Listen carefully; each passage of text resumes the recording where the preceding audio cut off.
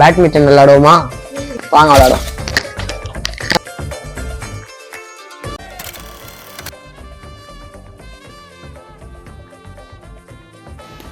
திரும்ப திரும்ப பண்ணு.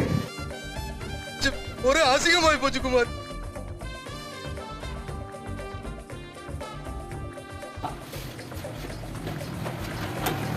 பேட்மிண்டன்னாலே நாங்கள் இப்படி தாங்க விளையாடுவோம். ஸோ ஃபுல்லாக பாருங்க, ஃபன்னாக இருக்கும். நெட்டை தான் நாங்கள் சைக்கிளாக வச்சு யூஸ் பண்ணுவோம்.